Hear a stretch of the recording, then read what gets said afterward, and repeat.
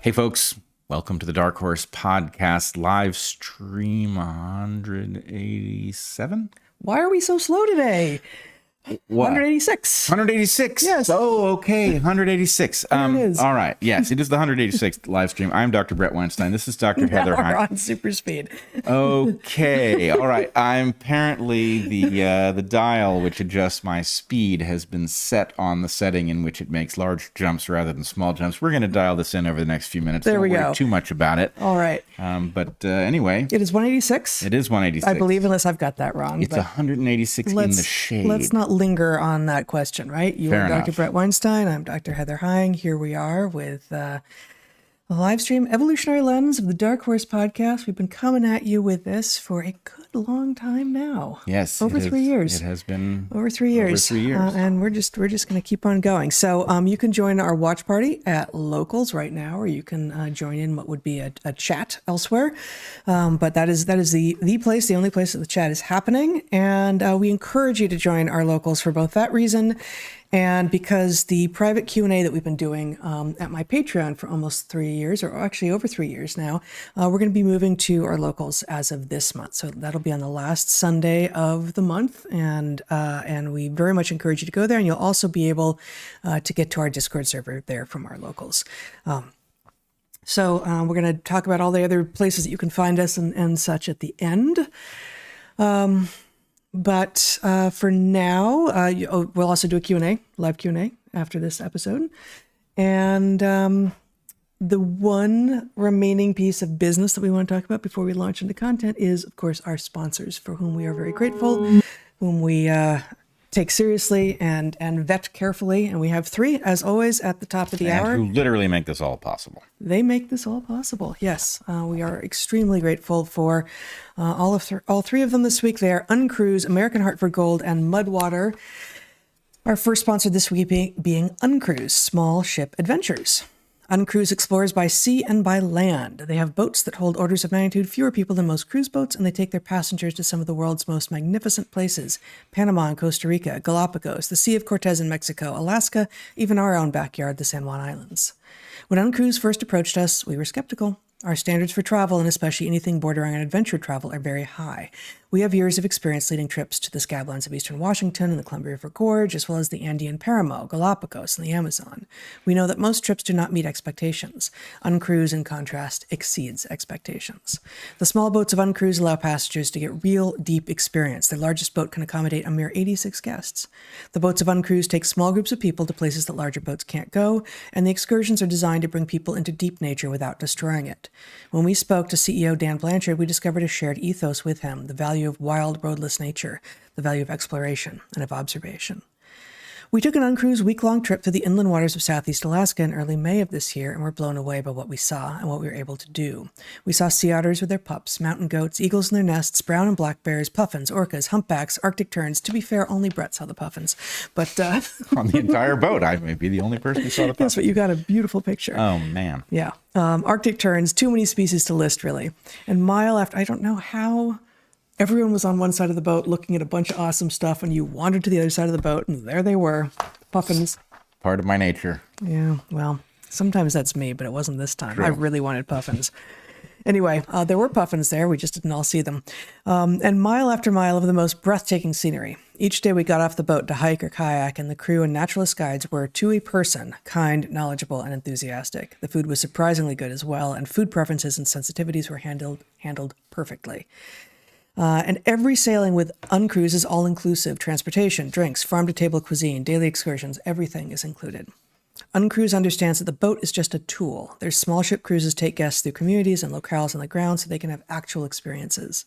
Uncruise is giving DarkHorse listeners a fantastic deal, $500 off their current cruises, an offer that you can combine with any other savings that you might find or have. So start planning your next trip. Next, I'm gonna fill that in with the appropriate vowel. So start planning your next trip with Uncruise today and take advantage of your great offer, our great offer. Go now to uncruise.com/pages/darkhorse.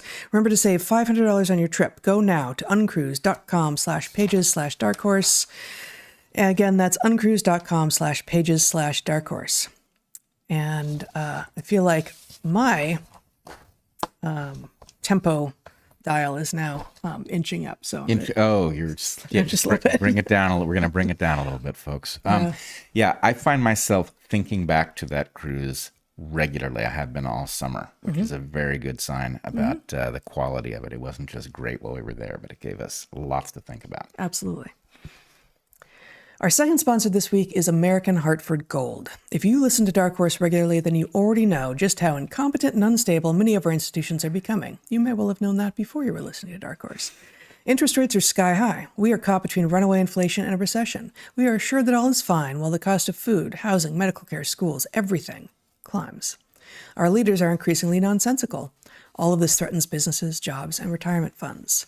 Finding ways to secure your nest egg and insulate your wealth is thus more important than ever, and adding precious metals to your assets is a great way to stabilize your investments and protect yourself financially. American Hartford Gold is a precious metals dealer that can help you do just that. American Hartford Gold helps individuals and families protect their wealth by diversifying with precious metals. They make it simple and easy to protect your savings and retirement accounts with physical gold and silver. With one short phone call, they can have physical gold and silver delivered right to your door, or you can get gold or silver inside your IRA or 401k. They are the highest rated firm in the country with an A+ rating from the Better Business Bureau and thousands of satisfied clients.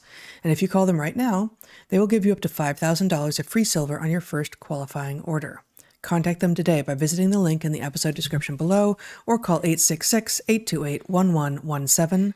That's 866-828-1117 or text DarkHorse to 998899. Again, to get American Hartford Gold's DarkHorse offer, call 866-828-1117 or text DarkHorse to 998899. Cover your assets. American Hartford Gold. All right. Our final sponsor this week is Mudwater. That's MUD/WTR. Mudwater, which makes truly delicious products. Mudwater makes a fantastic drink. It's spicy and delicious and chock full of adaptogenic mushrooms and Ayurvedic herbs. I'm going to ask you later to help me understand what Ayurvedic herbs are. But for the moment, I'll just say that with 1/7 the caffeine as a cup of coffee, you get energy without anxiety, jitters, or the crash of coffee, and without it radically altering your pace of speech. If you like the routine of making and drinking a cup of warmth in the morning but don't drink coffee or are trying to cut down, try Mudwater. If you're looking for a different way to kick off your day with a delicious, warming, enhancing cup of something that isn't just a caffeine rush, try Mudwater. Each ingredient was added with intention. It has cacao and chai for just a hint of caffeine, lion's mane mushrooms to support focus, cordyceps to help support physical performance, chaga and reishi to support your immune system, and cinnamon, which is a potent antioxidant, also quite delicious. And not a fungus. And not a fungus. That is quite true. It's a bark, which is worse than its bite. Mudwater also makes a non-dairy creamer out of coconut milk and MCT, and a sweetener out of coconut palm sugars and lucuma, the fruit of an Andean tree used by the Inca, to add if you prefer those options. Or you can mix and match. Add a bit of their coconut milk and MCT creamer with some honey from bees, real bees, or use Mudwater's lucuma and coconut palm sugar sweetener and skip the bees entirely. Mudwater is 100% USDA organic, non-GMO, gluten-free, vegan, and kosher certified, the rabbis have told us. Mudwater's flavor is warm and spicy with a hint of chocolate, plus masala chai, which includes ginger and cardamom, nutmeg, and cloves. It's also delicious blending it into a smoothie. Try it with banana and ice, milk or milk-like substances, mint, a touch of honey, and cacao nibs.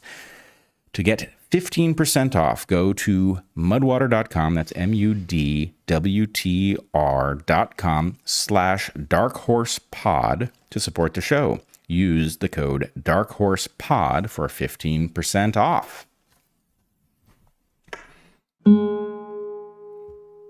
Oh.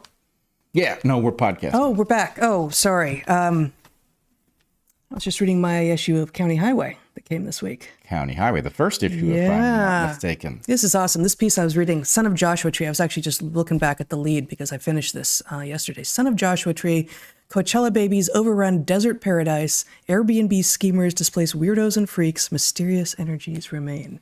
It's like 4 different sets of headlines. For those of you unaware, County Highway is a new publication the brainchild of a number of people, including but not limited to David Samuels and Walter Kern. They have at the top America's only newspaper, which is obviously a bit tongue-in-cheek, but they are responding to the need for good, honest, and enjoyable both journalism and just stuff that you would find in newspapers. And so here it is. This County Highway is not online. I mean, they have a website and you can go and subscribe online, and then you will get it to your mailbox. And they've got in this issue a piece by RFK Jr. on falcons. And they've got stuff on logging camps and a number of things, including a column by me.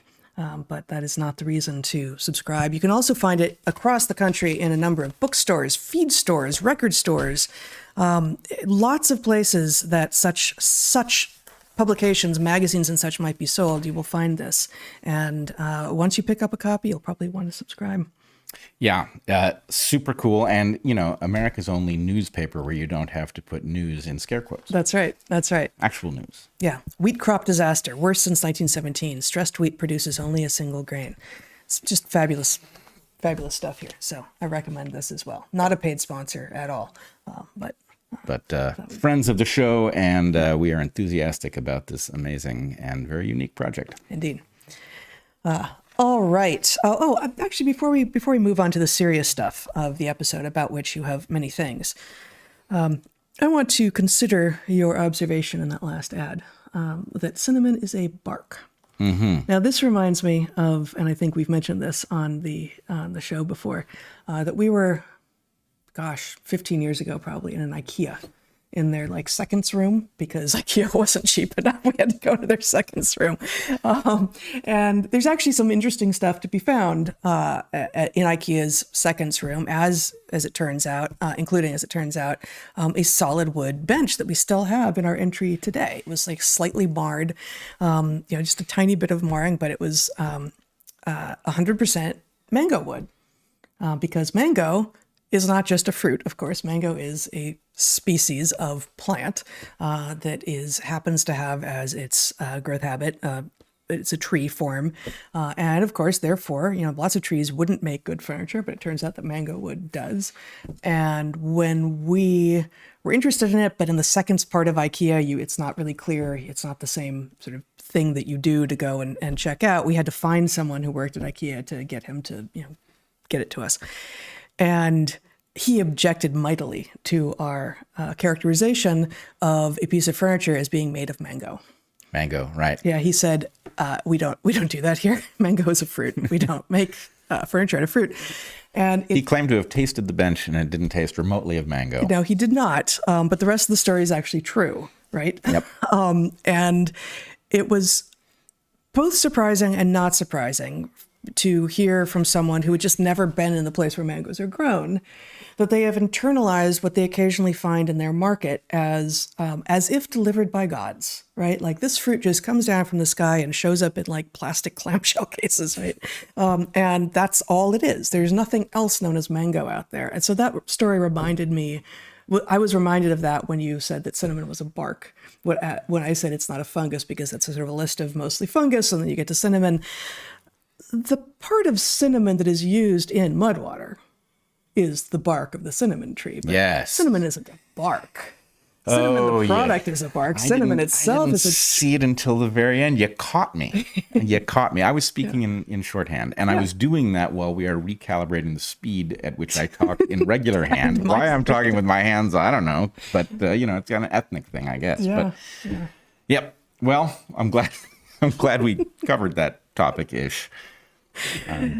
Just it's just one of the sort of the ways that biologists, at least organismal biologists such as ourselves, wander around the world, seeing how people categorize things as the bit that humans use. Yeah. Right.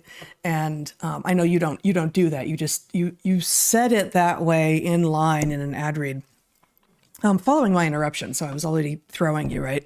But I'm reminded that, for the most part, we tend to see the whole organisms in things.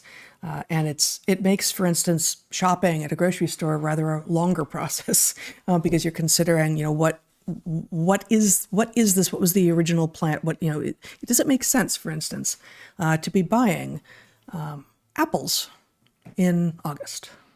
Mostly not. Those are going to be pretty old apples.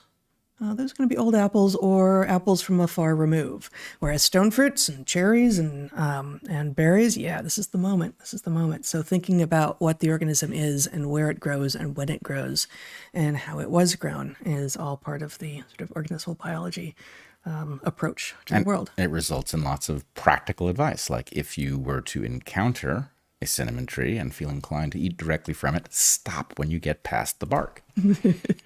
Yeah, actually. Stop. So where is cinnamon native? I think it's going to be tropical Asia. I don't actually know. I don't know. And I don't think, I feel confident that we've never seen it. I've never seen it in the wild, whereas we have seen nutmeg trees, Yep. right? And we have, and in forests, and not just in human produced farms for a nutmeg, but you run into nutmeg and balsa and various other things that people will have heard of. But when you're wandering around neotropical rainforest, you see these trees if you know what you're looking for. I don't think I've ever seen a cinnamon tree. Therefore, I don't have any idea what the fruits look like. Therefore, I don't know who tends to eat the fruits. My guess is going to be birds, but I don't know. And I don't know if it's bird distributed. It's probably not very good for humans, but it's a possibility. Yeah, if it's even a fruiting tree, which is very likely, but not certain, not dead certain. I think it's a dicot, which is going to make it fruiting. We're going to know soon enough. Yeah. Yeah. Okay. All right. Anyway, you were hoping to talk about some things. Yeah, I want to lead us through a series of connections that proceed from something that we talked about, in fact, last week. It wasn't the first time we discussed this, but last week we talked about a clip from an interview that GadSad did with Paul Offit. And in that clip, Paul Offit suggested that the myocarditis and pericarditis that is observed after mRNA vaccinations for COVID might be the result of the fact that the spike protein mimics the chemical shape, effectively, of the actin protein in heart cells, and that therefore the unfortunate choice of the spike protein might result in the immune system attacking those proteins, doing damage to the heart, which would be truly unfortunate. But what I said was that this looked like a limited hangout, because what it did by blaming the spike protein as the root cause was liberate us to start loading other proteins onto the mRNA platform for other diseases, or potentially other proteins even for COVID. And so my claim was that he was missing something that he should know, and in fact choosing to blame the spike protein because what it did is limits the bad press surrounding the destruction of hearts by these vaccines to the choice of antigen, which can easily be fixed the next time. It effectively exonerates the mRNA platform. If true. If true. If true. Oh, yes. Yeah. Obviously. So that's a hypothesis. And what I pointed out was a hypothesis that you and I have talked about quite a number of times here on DarkHorse. I went back and with the help of our Clips guy, David, found the original place where I had presented the hypothesis to begin with, and it was February of 22. In February of 22, I laid out an hypothesis for the damage to hearts. Remember, myocarditis means inflammation. Inflammation is a symptom of heart damage. And we have since seen quite a number of pieces of evidence about things related to this damage. But anyway, it's become a central focus because it is the most obvious form of damage that results from these vaccines. And so there's been a lot of battling back and forth over what it does and doesn't mean, how it compares to COVID itself, etc. But the hypothesis that I first deployed in February of 22, that we revisited in our last live stream, and compares, it is a distinct mechanism from the one Paul Offit lays out, suggests that the vaccines, by their very nature, will result in the cells that translate the mRNAs into proteins. I don't know why. Proteins. Any cell that translates these mRNA messages into proteins is going to be targeted by the immune system, which will incorrectly regard them as virally infected because they are putting out the signature of a virally infected cell. The signature of a virally infected cell being that it has molecules that look like your own molecules and it has molecules that look foreign. Any cell that gives that signal is suggesting to the immune system that it is virally infected, and destroying it is, while bad, the best thing to do, because that cell, if it is virally infected, is not going to become uninfected. It's making the best of a bad situation so far as the immune system can see. Right. Now, a paper emerged this week, and I don't know whether this is just a simple coincidence or whether Offit was trying to seed the world with the idea that the problem was the spike protein molecular structure looking like heart muscle proteins, or not. It could be just a coincidence, or it could be mere coincidence, or it could be meaningful. Maybe he was trying to get ahead of this paper that was going to emerge in Science Immunology, which is a high-profile, top-tier journal. And so, Zach, do you want to show the paper? I've got it on my screen, too, if you want to show that. Okay, so here we have the paper. The title is Cytokinopathy with Aberrant Cytotoxic Lymphocytes and Profibric Myeloid Response in SARS-CoV-2 mRNA Vaccine-Associated Myocarditis. And what this paper does is it looks at the pathology in people who are experiencing myocarditis following mRNA vaccination for COVID, and it analyzes at the level of the cellular and molecular environment in which the myocarditis is happening. It analyzes the various components in order to test competing hypotheses about what might be causing this pathology. And so what I'm proposing to do is to go through, I think we should go, there's a little paragraph that has been inserted that describes the work, and then there's the abstract of the work, which summarizes the work. The authors themselves summarize the work in the abstract as a standard scientific process. I don't have, in the official PDF of the paper, I don't have the lay abstract. The lay abstract. But I think we should go through the real abstract. And I will say, I did take a course in immunobiology many years ago. I speak immunobiology for this reason, but I'm not fluent in it, and I'm not current in it. This is, what I learned in immunobiology has stood the test of time. It's high quality stuff, and among the best things I did as an undergraduate was taking this course. It has paid back dividends each and every year since. I learned a tremendous amount. But anyway, I'm going to use what I understand to try to translate as much of this abstract as possible, and you will see the relevance to this question raised by Offit and his proposal, and my proposal from February of 22, which is now finally getting some traction. Okay, the abstract says, and you will help me if I screw it up, because there are a lot of complex technical terms here. Rare immune-mediated cardiac tissue inflammation can occur after vaccination, including after SARS-CoV-2 mRNA vaccines. Now, they have to say rare because you have to kowtow to the appropriate gods on this. You can't possibly be caught in a major journal like this admitting that the injuries from these vaccines are actually shockingly common. Yeah, most of the abstracts we have seen that have in any way found damage associated with these vaccines have ended with a sentence that is something to the effect of, but despite all of this, it is still necessary that everyone go out and get vaccinated right away, right? So this does not have that, but it begins with rare. It has to say that, and Somewhere, then somewhere you hear an echo across the academy where everyone goes, "Amen." Right? Okay. However, the underlying immune, cellular, and molecular mechanisms driving this pathology remain poorly understood.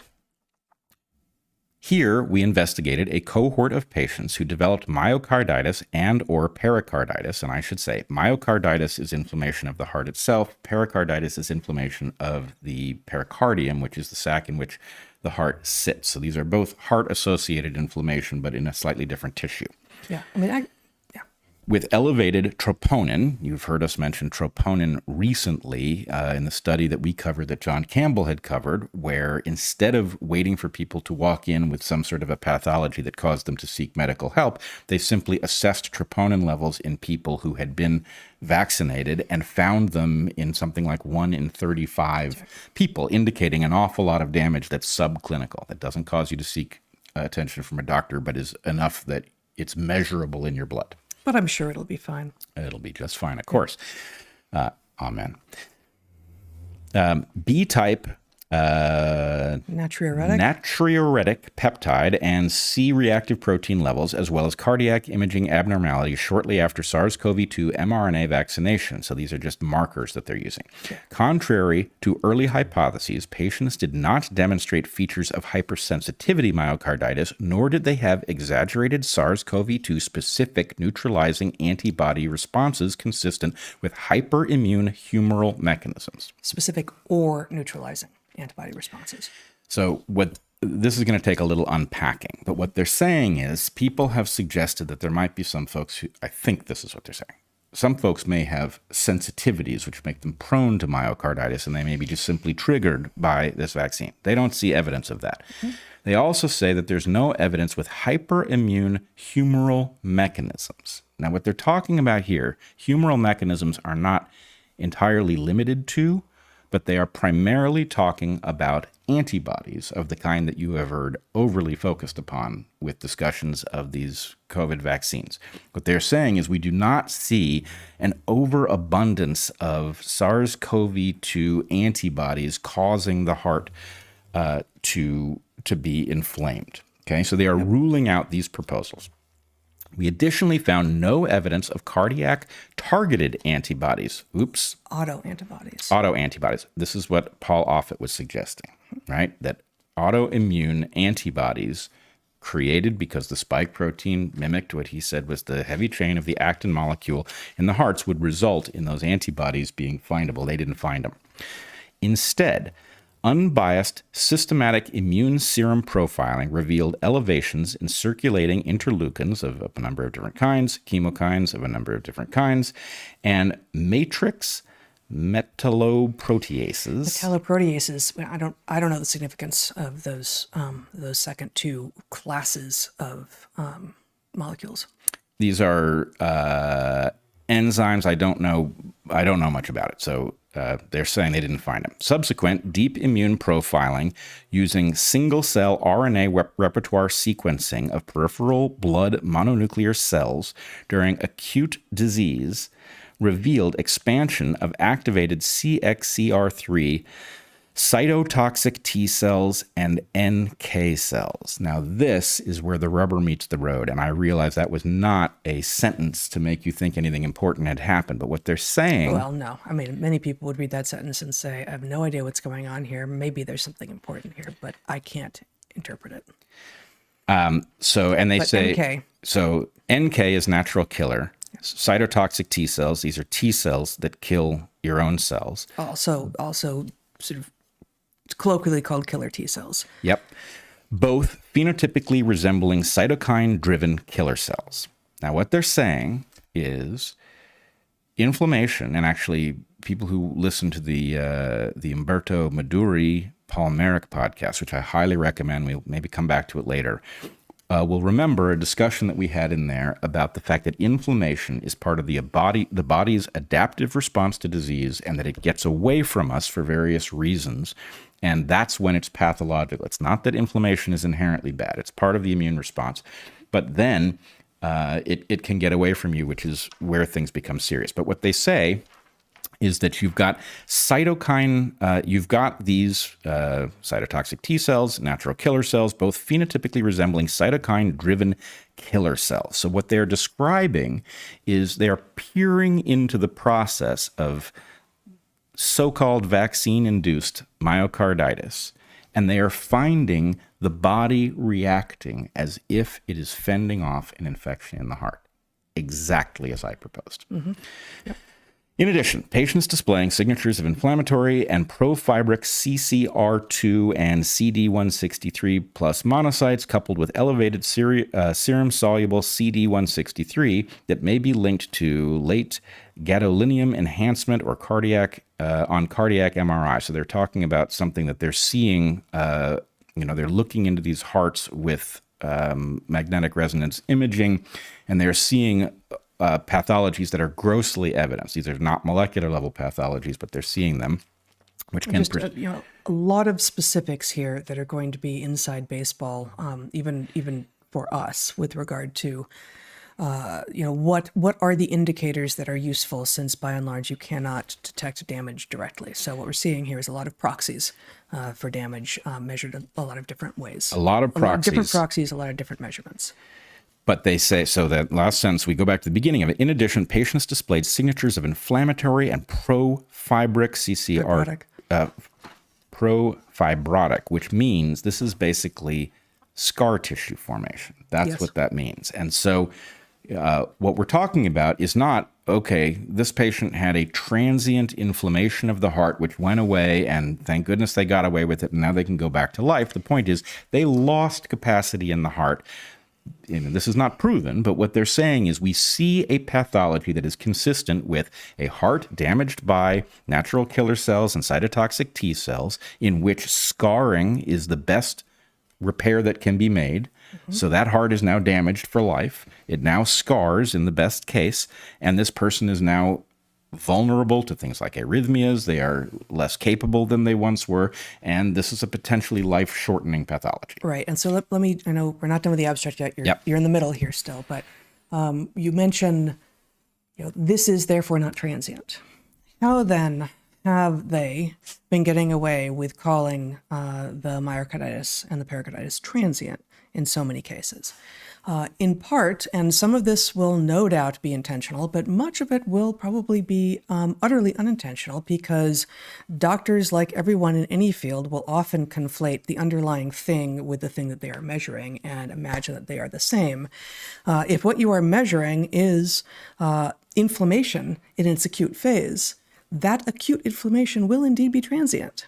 And so then you take that conclusion out into the world and say, yes, damage, wow, are bad, but it's over and done with after a while, because we can't see it anymore, can we? So the thing that is being measured is indeed transient, but there was never any reason to conclude, therefore, that the damage that that inflammation was indicating would be transient as well.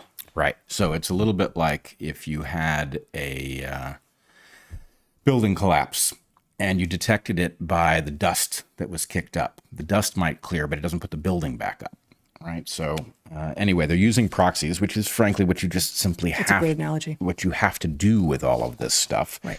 Because we're dealing with mechanisms inside a living person, and it's difficult to assess. Right, but I think I just want to point to the media that grabbed onto this. Like, it's transient, it's fine.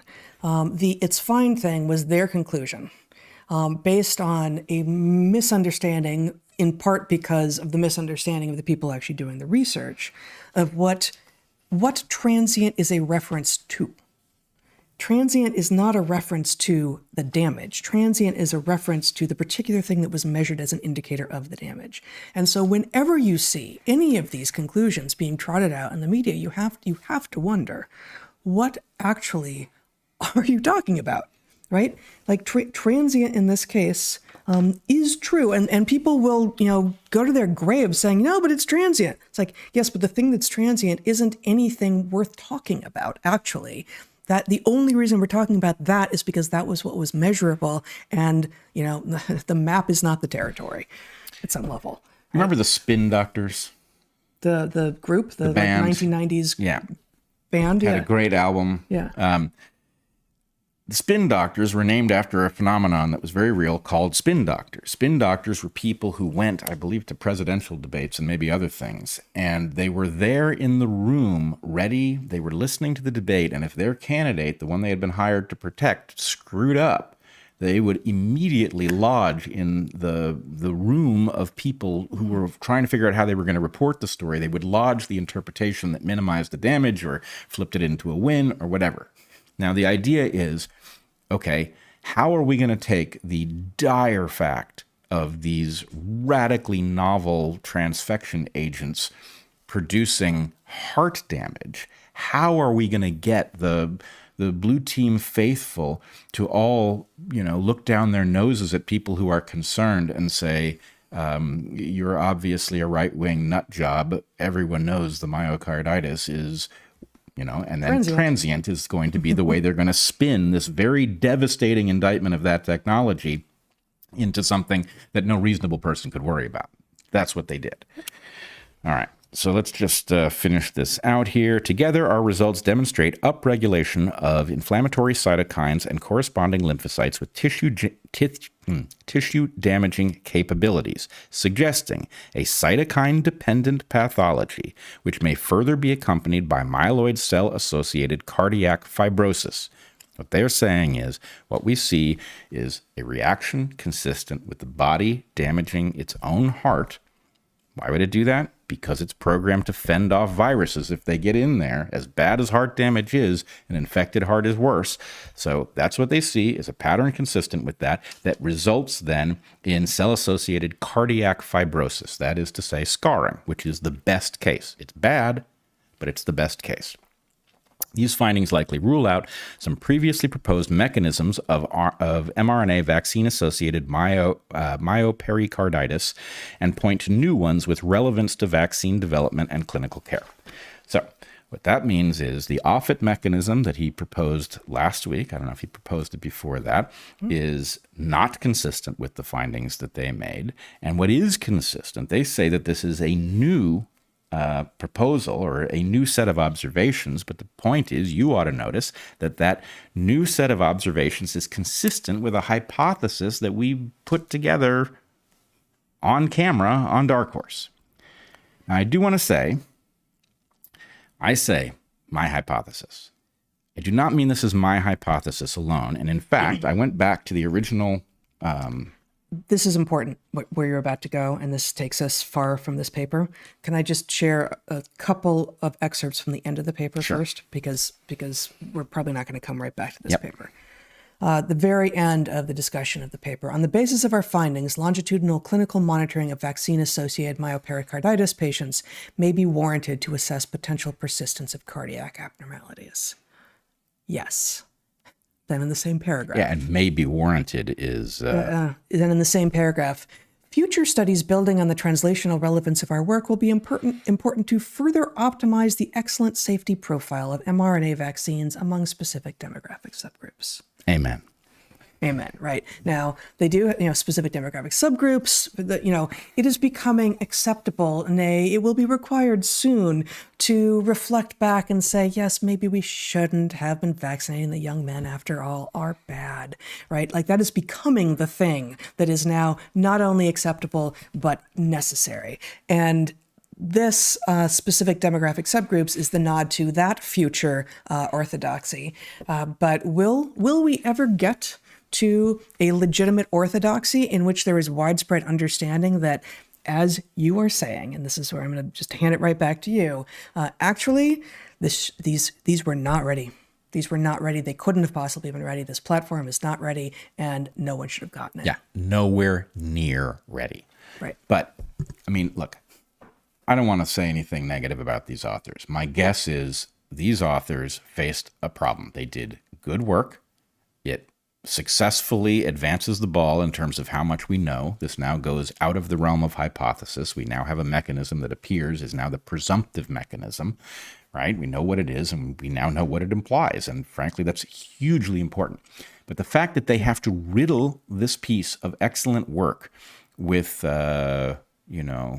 various incantations designed to placate various powerful gods is absurd. And that last one probably wouldn't have gotten published in Science Immunology, but for those nods to the orthodoxy. Right. And the orthodoxy is, I don't like the term evil, but if you're going to take a radical dangerous technology like this, and you're going to claim that it's only really bad for certain demographics, young, healthy men, like that's not a certain demographic. And what's more, the paper that we talked about either last week or the week before that found the 1 in 35 vaccinated people had elevated troponin levels. It was actually women who were more commonly showing this sign. Mm-hmm. So, A, we don't know how extensive the damage is, and these aren't limited subgroups. Healthy young men is that a demographic that half the population is supposed to pass through? You can talk about demographic groups and know that there are some, who they are intending to keep in the line of fire for these and future mRNA vaccines is older and immune-compromised people and people who otherwise have comorbidities that put them at particular risk for whatever the pathogen is that we're talking about. No, I'm sorry, I'm pushing back, because the very sentence, I think it was the same sentence, they say optimize the excellent safety profile. Mm-hmm.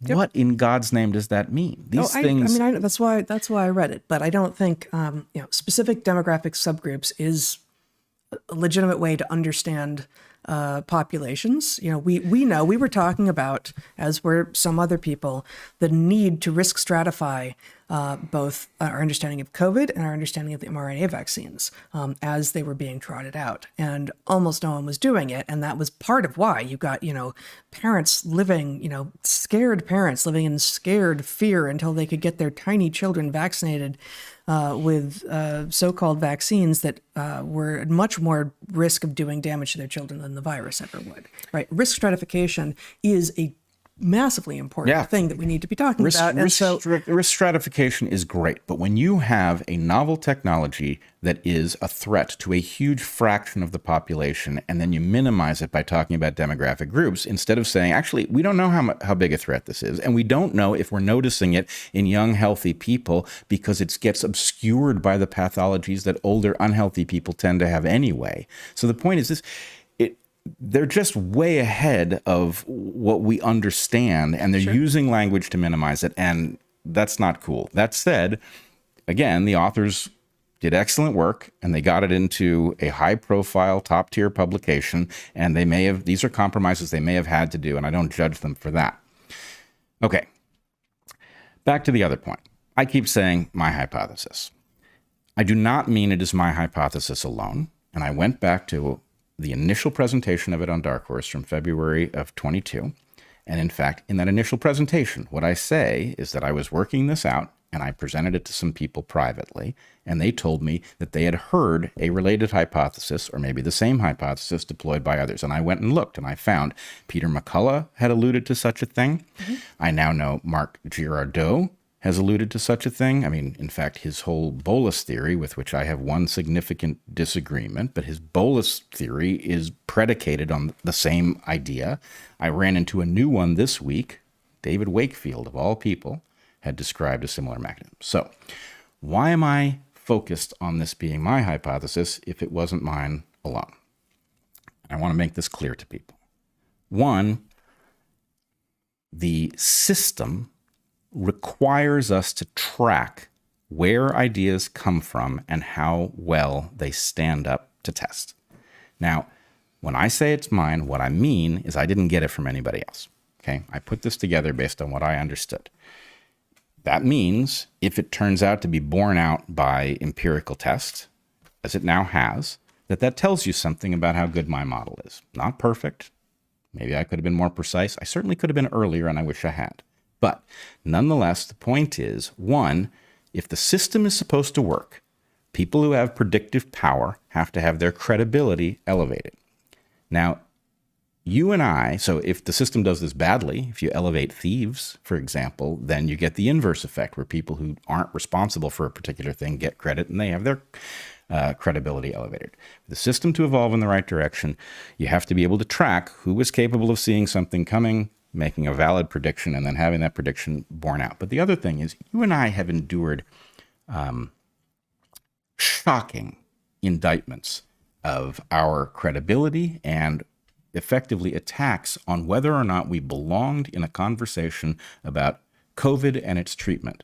And this has gone on for a very long time, and it's been in some very close quarters. We have been ruthlessly attacked by Sam Harris, of course, who has indicted our credibility. And he said he's not the guy to do any of this analysis because he doesn't know what's going on, but clearly we don't either. Now, my point would be, this doesn't have to be my hypothesis alone, but if you can see that I'm capable of taking the facts of this and somehow being way ahead of the folks at Pfizer, who apparently still can't explain why myocarditis has anything to do with their damn shot, right? And ahead of Paul Offit, who is blaming molecular mimicry of heart proteins and all of that. If you can see that, then you know that somehow this is legitimate analysis that is leading you to see things well ahead. Even the authors of this paper call their observations new. They say this suggests a new pathology. Well, it's not. It was predicted by hypothesis outside of any laboratory setting, and that is an important consideration. A model that is capable of predicting results in the lab is a powerful model. And so all I'm saying is somewhere we have to have the tables turned on all of the attacks that were made on our credibility, because the fact is we have been right. We didn't guess. Where we were wrong, we corrected it. And that is what you want in people who are analyzing situations on which our health depends. That's right. We've dipped in and out of sort of philosophy of science and epistemology. That is how it is that we make claims of truth. On what basis do we make claims of truth? Many times on DarkHorse and elsewhere, but it warrants a revisit here, because it's part of what you're doing. It's part of what is implied by what you're talking about here. And part of one of many ways to categorize science, types of science, ways of doing science, the kinds of things that scientists engage in is empirical versus theoretical work, right? And empirical work is that which takes a hypothesis, and usually, hopefully, it is the researcher who is doing the empirical work who is himself or herself generated the hypothesis or hypotheses that they are testing, and describes and executes an experimental test or an observational test of said hypothesis and generates data, actual numbers, actual measurements, and then does the analysis on those data, and depending on the type of work, a statistical analysis perhaps, or some other analysis, and generates a result. That is empirical work in which there is something that has actually been measured. The generation of hypothesis, or including the generation of hypothesis, where you do not have any intention of, nor do you have the background to, because you do not have the familiarity with the equipment, with the various molecules you might be measuring in a field, where you can look at what is out there and say, I think it's this. This is the prediction that I make given what we can see right now, and here's what would have to be true if so. That is theoretical work, because it does not include any measurement. You do not you do not have to be out there measuring and analyzing data in order to be doing theoretical work. Both are necessary. Both theoretical work and empirical work are necessary to do science, for a variety of reasons, from something like the mid-20th century on. And, maybe to some degree from time immemorial, but empirical work has been privileged, has in big science, in academic science. This is in part because it leaves a clear trace, and in part because it is expensive to do. And expensive is a good thing for the purposes of academic science, because expensive science means big grants, means lots of overhead to the universities. It's a favored thing. It is the thing that the administrations of universities who house scientists want. They want scientists to do expensive science, not inexpensive science, because expensive science forces the scientists to spend more of their time being grants getters and grant administrators as opposed to actually doing science, whereas theory, and the term theoretician is confusing with regard to our contention that it's not a theory until it's passed many basically tests, right? It's a hypothesis to start, but we call these theoreticians versus empiricists. Theoreticians largely don't need big grants to do their work, and so this is one of several reasons that theoretical work has been pushed to the wayside in modern scientific circles. And as a result, you have a number of people who have degrees in science, who have the accoutrements of science, who appear to be doing science, who are who the media go to when they need something sciencey to be said to them, who might not recognize a hypothesis with a testable prediction if it hit them in the head.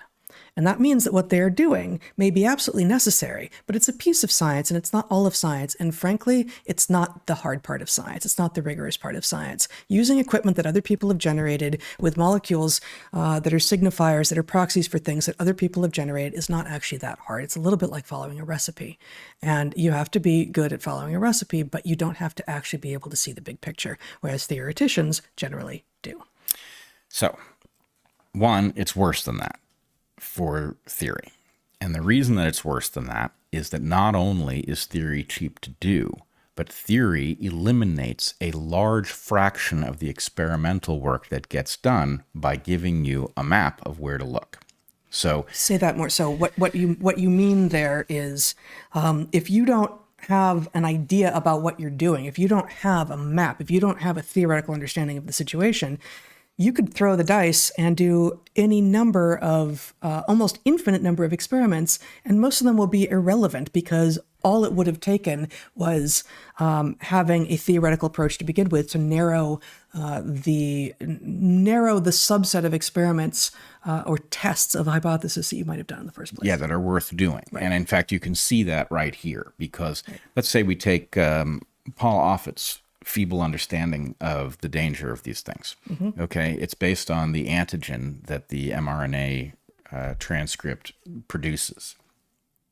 Well, let's suppose you wanted to make some other so-called vaccines on the same platform.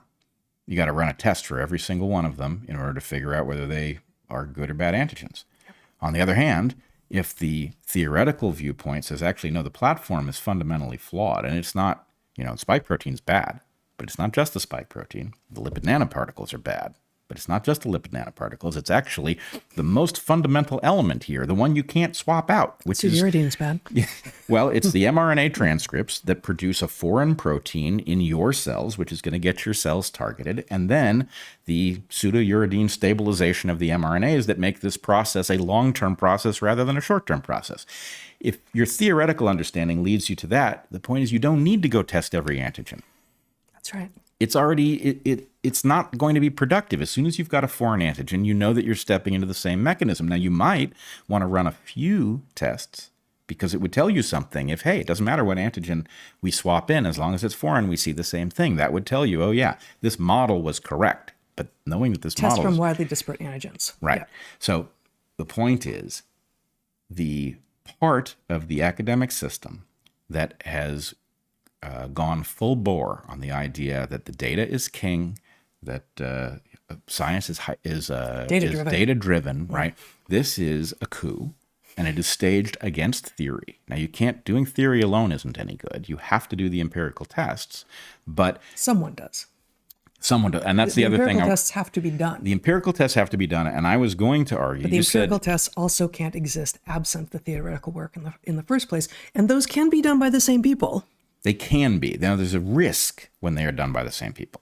And the risk is that the perverse incentives cause us to see a false scientific picture because people who have a dog in the fight may run a test that they may throw away the tests that falsify, and they may publish the tests that validate. Yeah, well, but I mean, just from our particular experience, you didn't do that much empirical work, right? I did, and it was not in this scope at all. And both of us 100% generated our own hypotheses. Yep. We were acting as both, theoreticians and empiricists for the field work that we did. And what we haven't spelled out here explicitly is when it is you who are going to then be doing the empirical work, it is even more necessary than under other circumstances that you look in advance to try to find the complete solution set of possible hypotheses. Will you still have one that you favor? Perhaps. And that is what the scientific process is supposed to help eradicate. The individuals who are doing the science will have bias, and you cannot get rid of human bias. But the scientific method is one road to minimizing it. You may still have favorite hypotheses, but if you have many, all of which might explain a pattern that you have observed, then you are less likely to say, as you falsify one after another of your treasured hypotheses, well, that's just the way it goes. I'm out here to try to figure out what is true, as opposed to validate what I think is true, even as I continue to see evidence that I was wrong. That's all well and good in places where you don't have huge financial incentives. If you're studying frogs or bats or whatever, you can teach people that they have to have scientific integrity, and it might work. It doesn't work when you come close to the money. That is what I learned from the telomere debacle. Was the closer you get to the money, the more ruthless people become, the more eager they are to steal, the more clever they are at lying to themselves. Which brings me to the next point here. What you have now is what you might call a paradox. Let's take Sam Harris's confused view, because I think in some ways he speaks well for the blue team myopia. What Sam Harris says is, I acknowledge that the institutions are compromised in an unacceptable way, but you're far better off with the institutions than out in the Wild West trying to do your own research or whatever he wants to demonize. Now, here's what you now know. That's not true. You watched, if you saw that clip, which you can check out, Jimmy Dore and I spoke about the clip of the Pfizer execs in Australia being questioned where they couldn't give any explanation at all of how myocarditis might arise from their shots. We can give a perfectly coherent one. Turns out laboratory work bears it out. They can't give any answer. They can't say it might be one of four things and lay them out even in, who are these people? So what you now know is that various people, right? You have Peter McCullough, Mark Girardeau, you have us, all spotted this issue. David Wakefield, that ought to make you think. You have all of these folks who spotted that the brochure, if you will, of these vaccines, what we were told about how they were supposed to work, predicts this pathology if you simply extrapolate from it properly. Zach, do you want to put up that Pfizer diagram of how their so-called vaccine works? All right, here's Pfizer's own cartoon of how the vaccine works. And I borrowed this from a tweet of Mark Girardeau's. And this is, how do we know? Is there a date on this? I don't know. When is this from? I don't know, and I don't think it matters. Okay. How does an mRNA... But as far as you know, they still vouch for this. This is still... Yeah, and I don't think there's anything wrong with their diagram. Okay. But the point is, what it is a cell that has picked up lipid nanoparticle-coated mRNAs, transcribed a foreign protein, and exported it to its surface. That's all you need to know if you understand how the immune system works in order to spot that it is at least a question whether or not this is going to trigger your own system to attack your cells. And then that will lead you to the obvious question of, well, which cells are going to do the transcribing? Well, they told us the cells that were going to do the transcribing were going to be in your deltoid.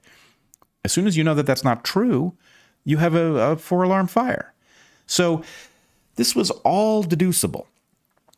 Why is it that the Academy didn't deduce it? Why is it that the obviously excellent scientists who were capable of sorting out this mechanism and finding the empirical evidence that it exists, why is it that they haven't been thinking this was a likely explanation all along? Or if they were thinking it, why they didn't lay it out as a pre-existing hypothesis here? So, well, you know the answer. You've already said why. It's the money. It's the money, but More in part, at many different both money scales and temporal scales. So now I want to flip this question on its head, and I want to give you the scariest observation of all that comes out of everything we saw during COVID.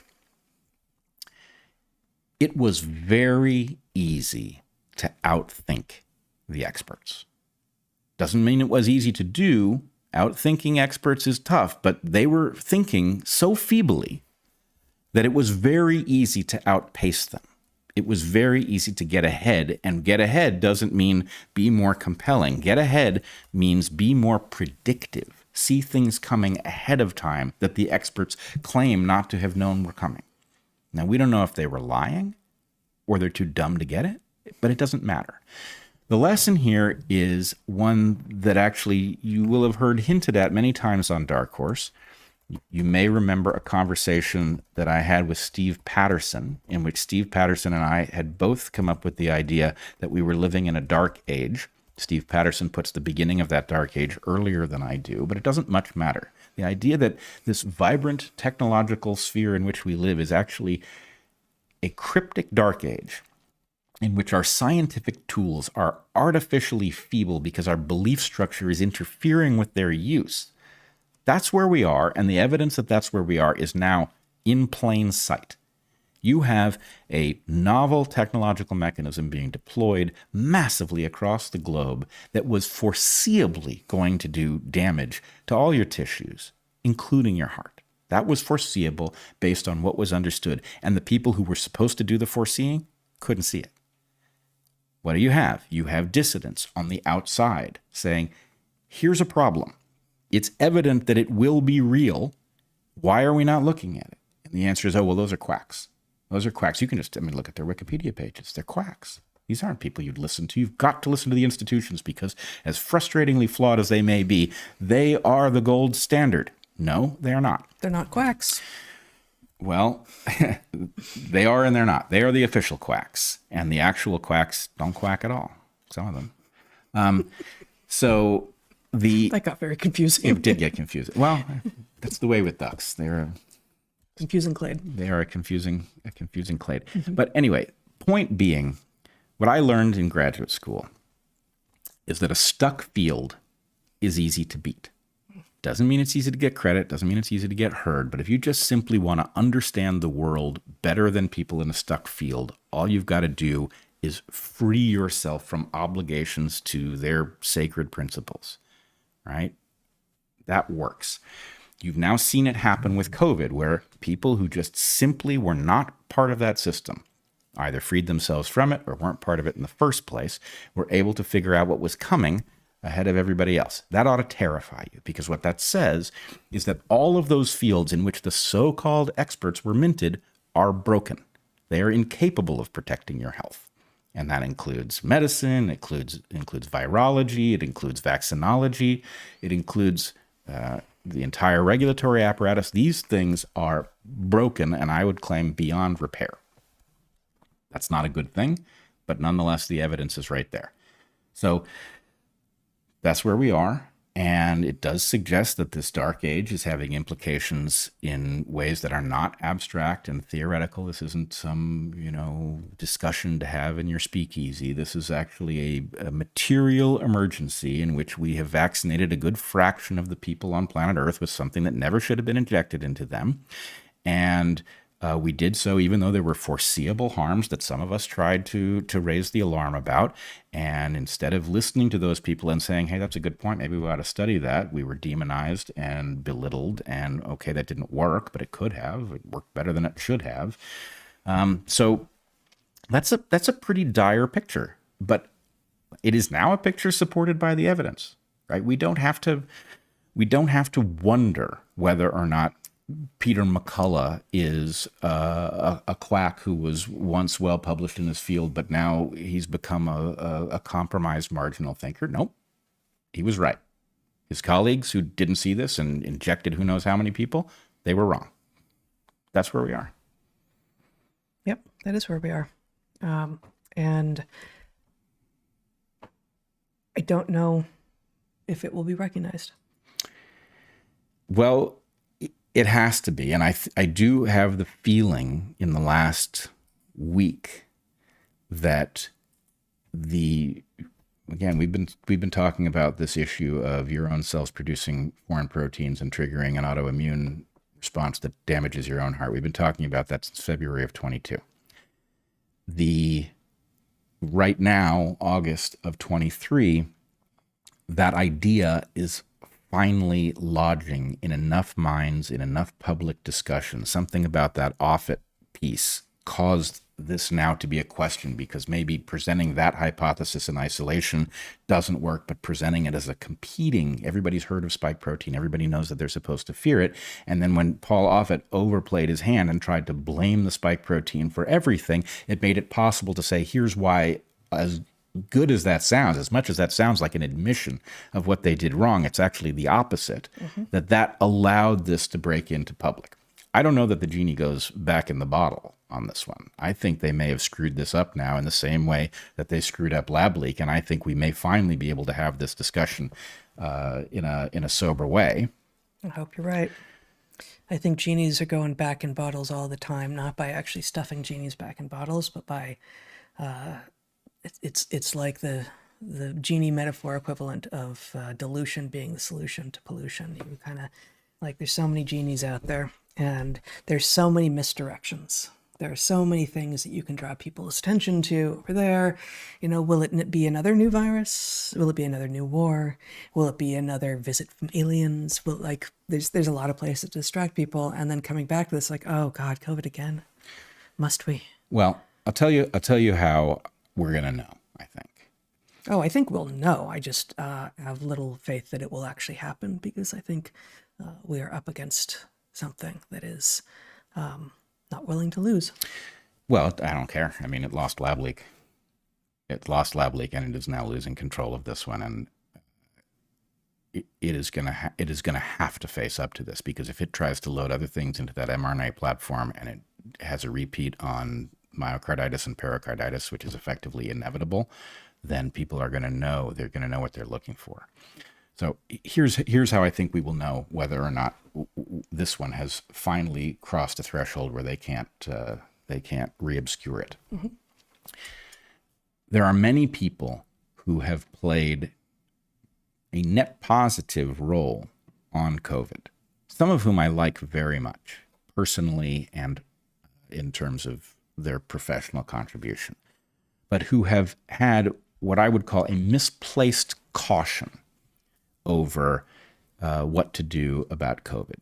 And their caution has caused them to stop short of saying things like what Peter McCullough has said, which is there needs to be an immediate halt to this vaccination campaign. It should stop completely, right? Others have said, well, maybe we should limit it and stop injecting it into people who are comparatively unthreatened by COVID because they're young and healthy, etc. Maybe we just limit it to people who are old or enfeebled or both. And that has never been right. It never made any sense, because these inoculations are, just for starters, not only are they structured in a way that should be presumed to cause this pathology. As soon as you know they don't stay in the deltoid, is there a way to keep them out of your heart? Nope, it's not there. Therefore, that's a risk. But they are also a double violation of Nuremberg. Nuremberg... The way that they were deployed. Yes, it's not the technology itself, but the fact that it was injected into people who were led to believe that these things were safe and effective means that those people were not informed. So they couldn't engage in informed consent because they were not informed. And in fact, there was a systematic campaign designed to prevent them from becoming informed. And then they were coerced.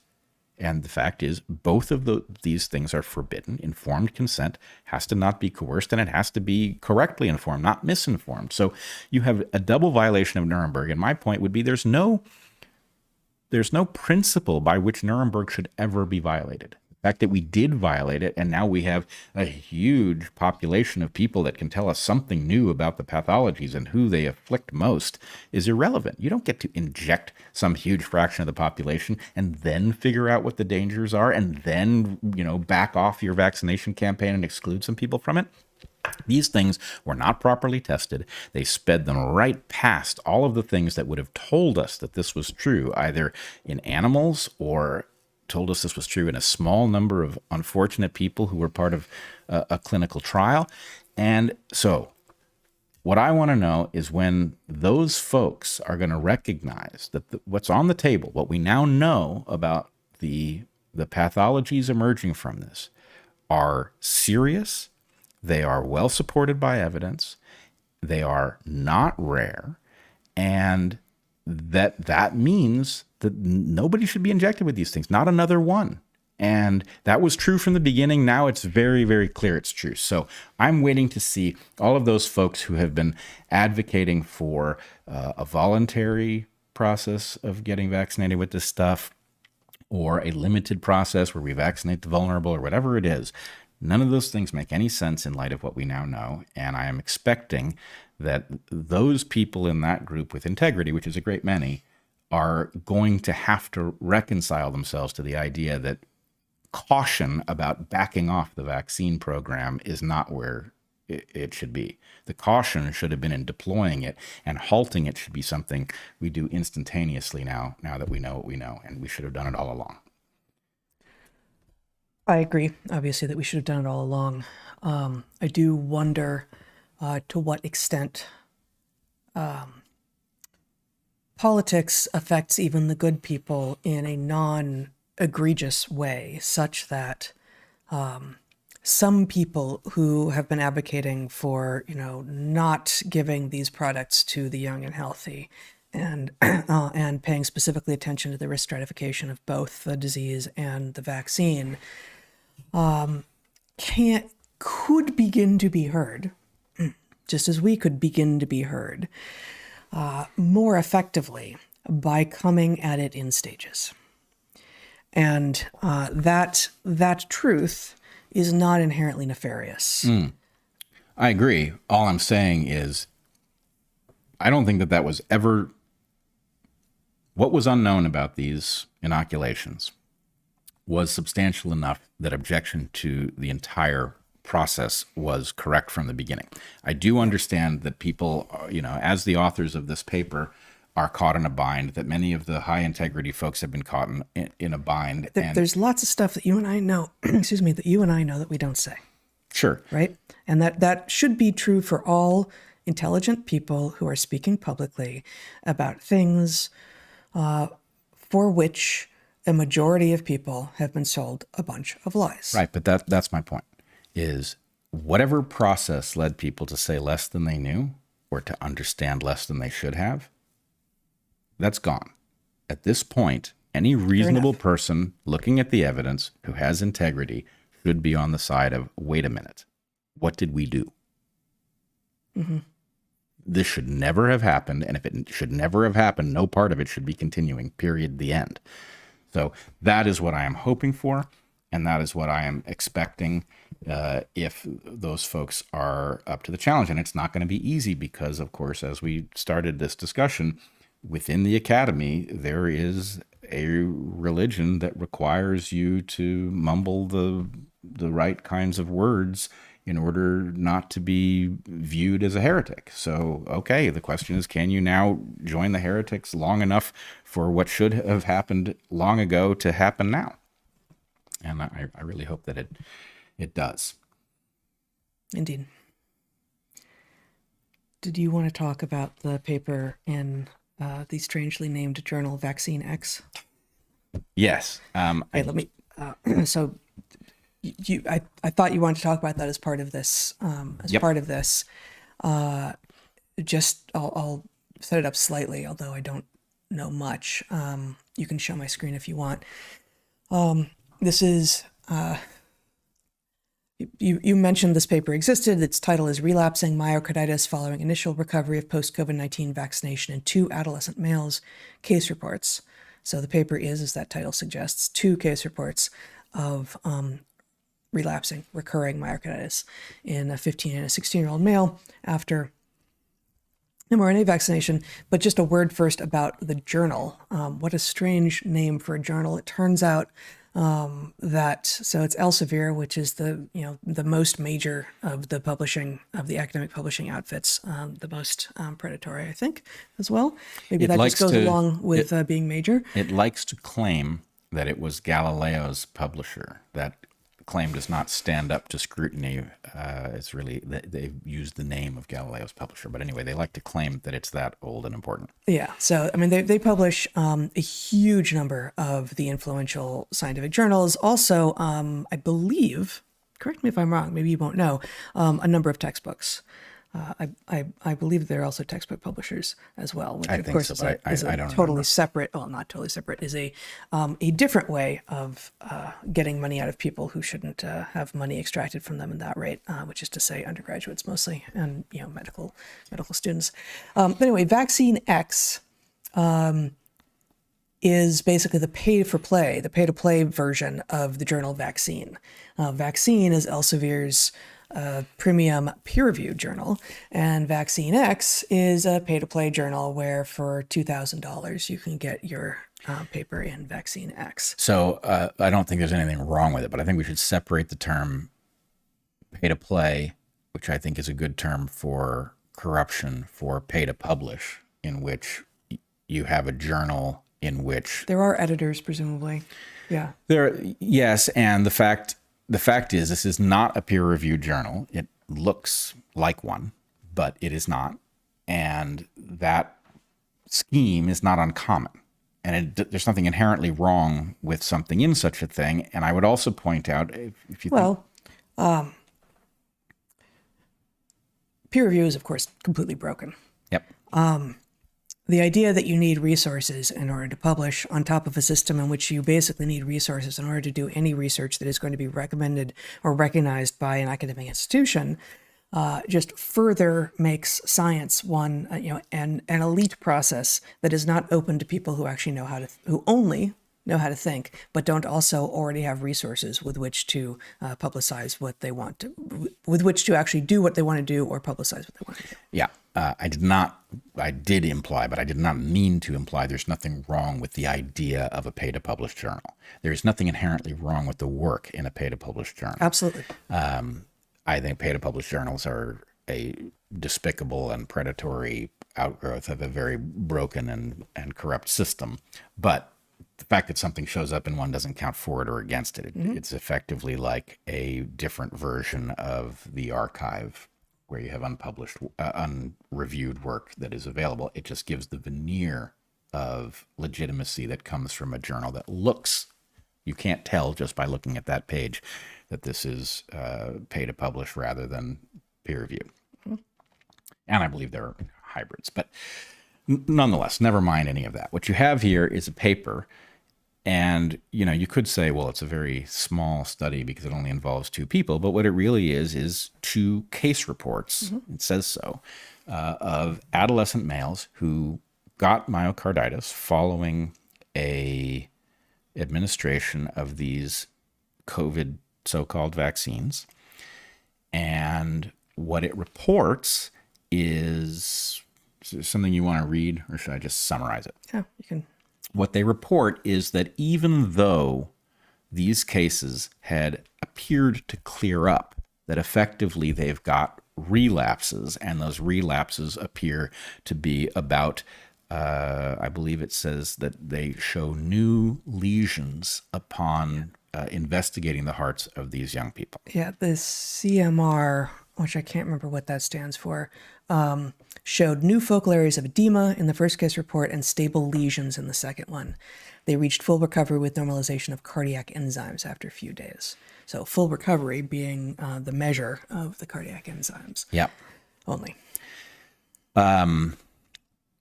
Okay. So anyway, the reason that we raised this is because, again, it puts the lie, and yes, it's 2 cases, but it suggests CMR, that's cardiac magnetic resonance scanning. So MRI. These are... it's MRIs, basically. It's MRIs of the heart, yeah. The problem here is that we have been told again and again that we are terrible people for casting doubt on these marvelous inoculants, which they call vaccines, And that the fact that myocarditis, well, of course, sure, it may happen, but it's extremely rare and it clears up. And so it's not a big deal. And so who are we to worry?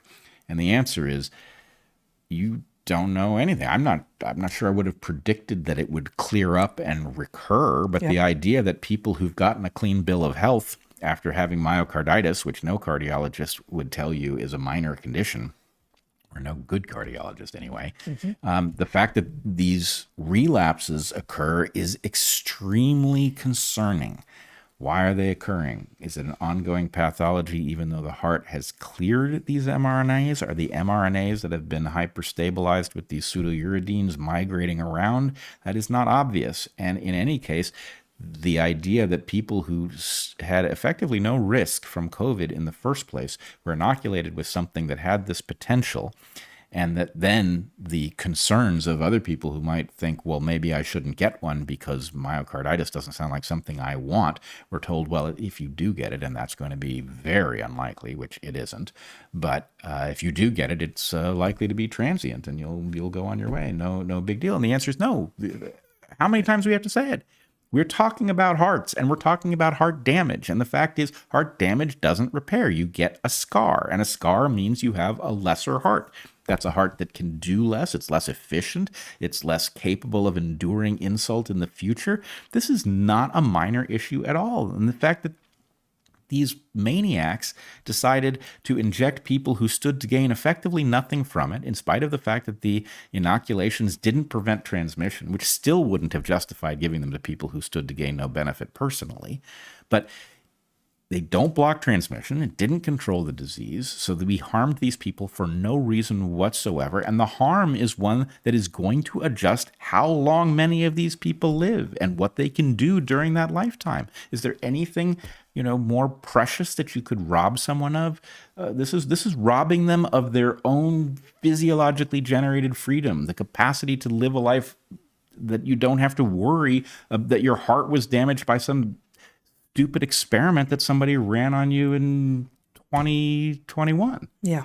No, we're just going to take your youthful vigor away from you. That's all. That's all. And, make you potentially a lifelong consumer for pharmaceuticals to deal with the heart problems that they've caused. And, mind you, also, it's been weeks, maybe months since we talked about it, but the fact that these things seem to have been driven to be injected into young people and put on the childhood schedule for cynical reasons of creating legal immunity for the shots that were injected into adults. This is disgusting. And I don't know how many different lines of evidence you need, but it seems really unambiguous that, as I've said many times, something has become completely indifferent to the suffering and death of other people's children. And anytime you're dealing with something that's that cold, you really have to wonder about anything connected to it. And it is obviously riddled through our governmental regulatory structure, our universities, our journals. It's censoring people on social media. It is disparaging them on Wikipedia. I mean, it's a dire emergency of criminality that has become so normal that we barely notice it. That's right. There are a number of other things that we wanted to talk about today, but I'm wondering if we should just skip ahead and talk about bumblebees. About bumblebees. All right. And save the rest for next week? Fair enough. All right. There's some new cool research other than what you have just revealed to us this week that has no political ramifications at all, I think. We'll find something. I don't think we need to. Okay. It's about social learning and bumblebees. So hymenopterans, which are the ants, bees, and wasps, as you know, are often highly social. There are some solitary species of hymenopterans, and that sociality is driven in large part by the eusociality that is downstream of their unusual genetics. They're haplodiploid, which means that all of the females are diploid just like we are. We have two copies of all of our chromosomes, but the males are haploid. They only have one copy. And that has all sorts of fascinating effects, including that, for instance, full sisters are 3/4 related to one another, and they're only half related to their mothers. And so kin selection theory suggests they are more likely to be interested in the production of more sisters than they are in reproducing on their own. Which I'll just add is why the stinging bees, the stinging apparatus is actually the ovipositor. It's the egg layer that has been modified into a weapon because they don't need it as an egg layer because they're better off facilitating the reproduction of their mother with full siblings than they are of retaining the capacity to reproduce themselves. Right. Now that logic only holds for full siblings. For half siblings, they're a little bit less related to their half siblings than they would be. 3/8 related to their half siblings than they would be related to their own children. And that 3/8 is a probability, whereas they'd be exactly half related to their own kids. I'd be happy to go on endlessly about the genetics of haplodiploidy another time, as I used to with my students, but this is not the place. Although one of the other interesting effects of the haplodiploid system in hymenopterans, again, ants, bees, and wasps, is that males don't have sons. Males only have daughters. And sons, therefore, males also don't have fathers. They only have mothers.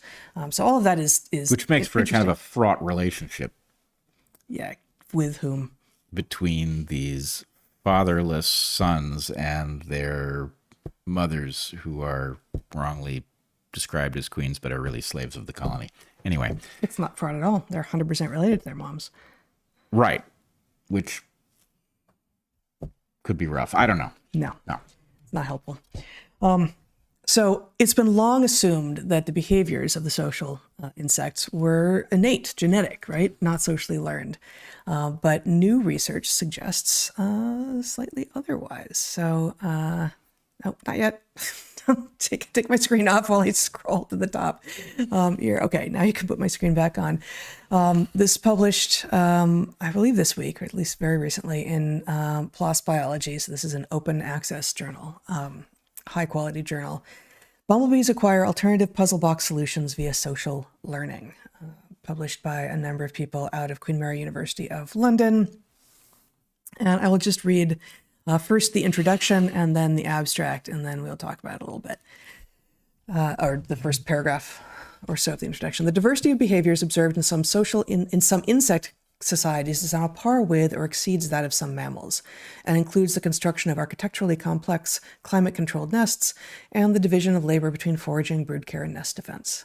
Indeed, outside the human realm, their nesting structures are unparalleled in terms of their regularity, sophistication, and their scale in proportion to body size. There is profound variation in foraging specializations, architectures, and social organizations, not just between related species of social insects, but more intriguingly, even within species. While these specializations have historically been viewed as a limited set of pre-programmed responses to external stimuli, resulting from evolutionary trial and error processes, this innate repertoire is supplemented by a remarkable capacity for learning that has been recognized for decades. The acquisition of the honeybee dance language is perhaps the best characterized example of social learning described thus far in an invertebrate, and as early as 1884, Darwin suggested that nectar robbing of flowers by bumblebees could spread socially. I did not remember that Darwin had suggested this. Then they've got what they actually did here is to investigate social learning, a two-action control experimental design is helpful, as this can help exclude alternative explanations. Such designs have been used to great effect to investigate social learning in chimpanzees, with demonstrators trained to obtain food from a panpipes apparatus in one of two different ways, and observers acquiring their demonstrator's technique. Meanwhile, without a demonstrator, no chimpanzees acquired either technique. So you seed the culture of chimpanzees with a way to solve a problem, and the chimps pick up that way to solve the problem, but they don't solve the problem at all when you don't seed it, at least in the experiment here cited. Meanwhile, without a demonstrator, more recently in great tits, demonstrators were trained to open a puzzle box in one of two possible ways before seeding them back into wild populations. The demonstrator's preferences, that's birds, by the way, great tits. You knew that. I did. Yeah. The demonstrators' preferences spread throughout these groups and were maintained long-term, even when the alternative behavior was discovered, and even though the two variants were entirely arbitrary. So interesting, right? Two arbitrary, apparently equally good ways to solve a problem. When one or the other is seeded into a population, that's the one that spreads when a demonstrator is fed into a population. And it remains the consistently preferred one, even when some other non-demonstrator birds stumble across, invent, learn the other way of doing things. Their way, which is supposedly neither better nor worse, although that's going to be really hard to actually obtain in a real world situation. The newly discovered way does not end up winning the day. For the present study, as you would expect, in my opinion. Yeah, with the big caveat that the two ways of doing things have to really be equivalently good, and that's for me that's a All else that's a being big equal, caveat. you would expect that conservatism. Yep. For the present study, we designed 2 option puzzle box feeders informed by previous work on bumblebee problem solving, which replicated those used to investigate the spread of arbitrary behavioral differences in great tit populations. We then developed an open diffusion protocol that allowed the spread of box opening through the group to be recorded, and seeded colonies of bumblebees with demonstrators trained to perform one of the 2 possible behavioral variants. These novel foraging techniques were successfully acquired by untrained bees via social learning. And there's a lot more to say here, but as they allude to there in the introduction, which is odd, but they allude to the results in the discussion there. This box opening behavior spread through colonies seated with a demonstrator trained to perform one of the 2 possible behavioral variants, and the observers acquired the demonstrated variant. This preference persisted among observers even when the alternative technique was discovered. And in controlled diffusion experiments that lacked a demonstrator, some bees spontaneously opened the puzzle boxes but were significantly less proficient than those that learned in the presence of a demonstrator. So much as what has previously been discovered and described in both chimps and great tits, which are in turns mammal and bird, which are known to be, have complex brains, highly social, highly capable of learning with cultural transmission of information. Here we have a very similar result in bumblebees. Now, these authors are not going so far as to call this evidence of culture, because bumblebees die out. Bumblebees are effectively annuals with only the queen surviving overwintering. And so you don't have the acquisition of this learning taking place multi-generationally, but you do have it within the season that it is happening. And thus, as the authors say, this is likely to be a necessary precursor to, if not sufficient to describe an organism as having culture.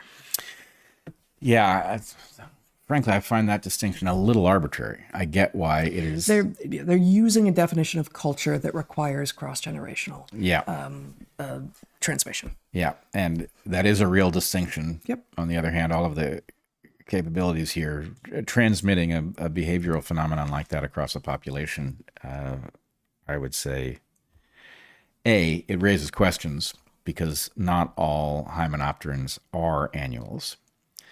And therefore, if the same capacity existed in something like, let's say, thatch ants, then you would expect it to transmit. You would expect a colony to have this capacity and to transmit it through generations. Generations being a little bit of a weird term because you've got presumably a single queen, although there are things that happen when a queen dies. But anyway, all that aside, the reason that you would expect a group of bees who had learned a technique from a demonstrator to be resistant to the acquisition of a new technique, though equally good, is that it wouldn't be equally good because they would be less proficient at the one they hadn't practiced. Precisely. And so you would expect this resistance to doing it the new way.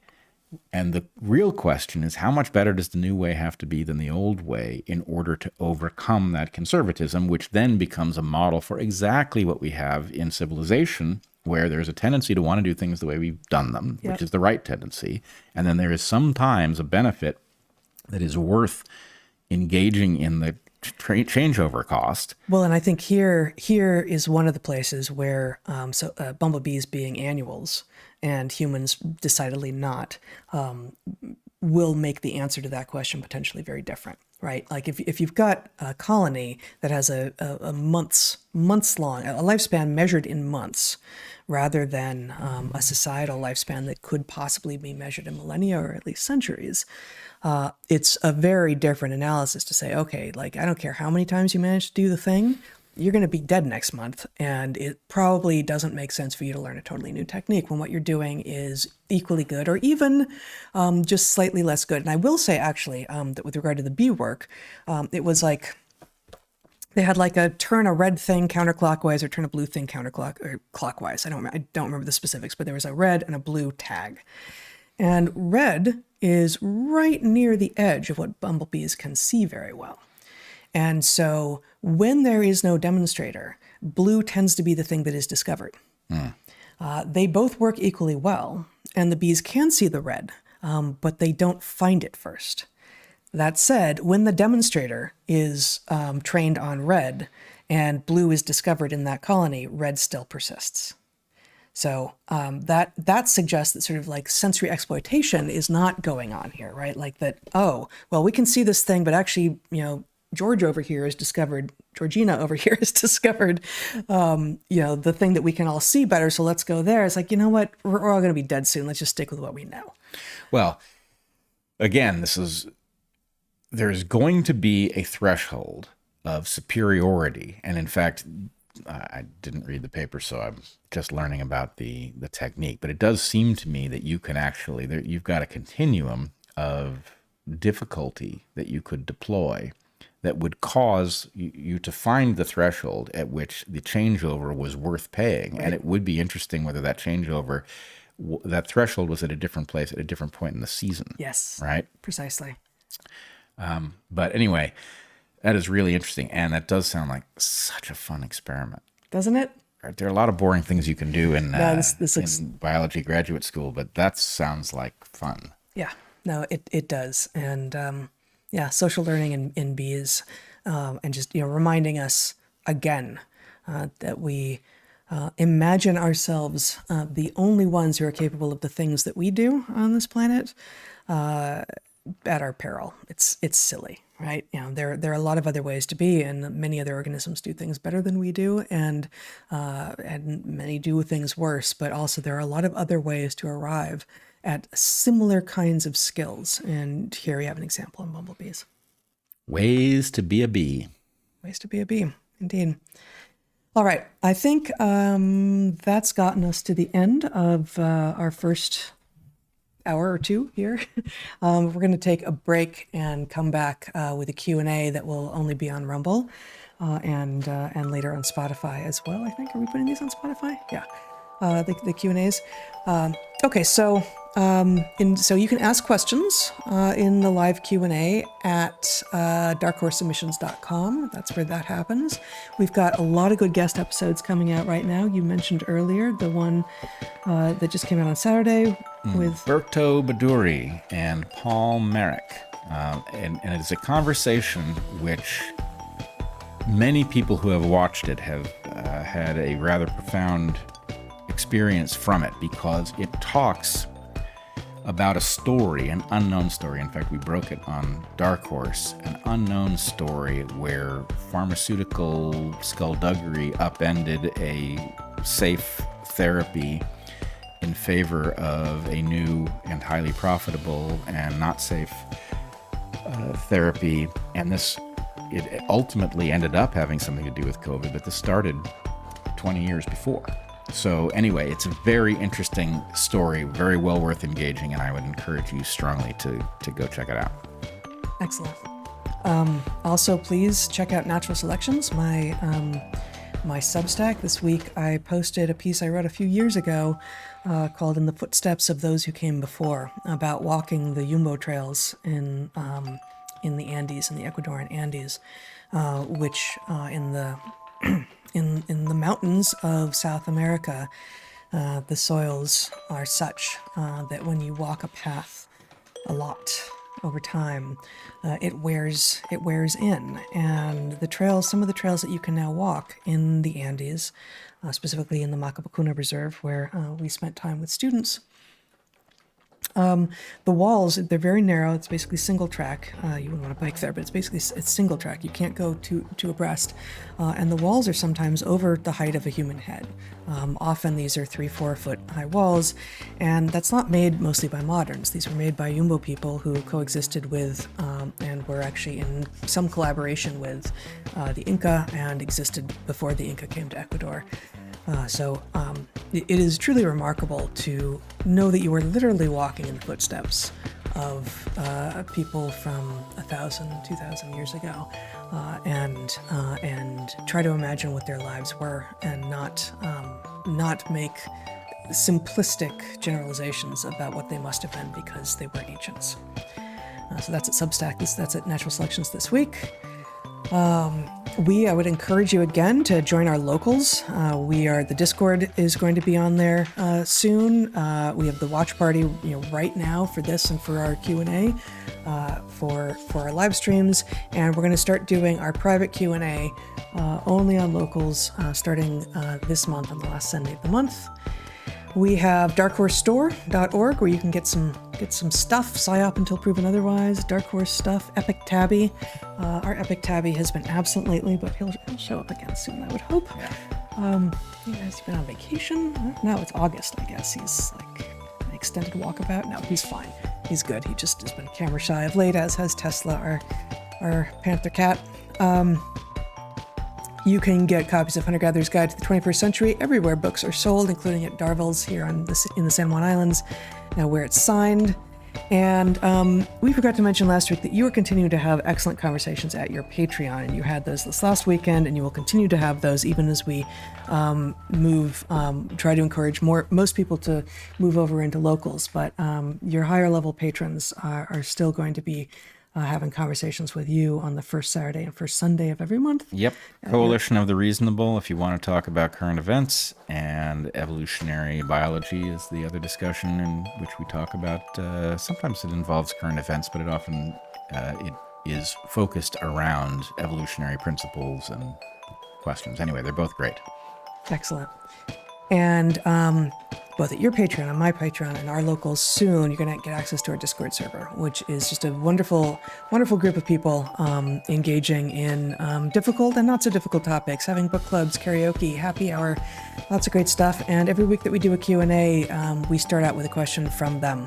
So that's another way to interact with us. Once again, we encourage you to check out our wonderful sponsors this week, which were Uncruise and American Hartford Gold and Mudwater. And we will have links to those sponsors in the show notes, as well as to the papers that we talked about this week. And a reminder that we are supported by you, our audience. So please consider subscribing to our channel on Rumble. That actually will help us out. So please consider doing that. Please join us on Locals. Share whatever you see that you like, share it with your friends, and on YouTube as well. We were demonetized by YouTube over 2 years ago, and that has not changed, and it looks like it is unlikely to change. So while Goliath does its dirty work on us, we continue to exist, but mostly because of you, our audience. So we are very, very grateful for your support, and will continue to be so. So until we see you next time, be good to the ones you love, eat good food, and get outside. Be well, everyone.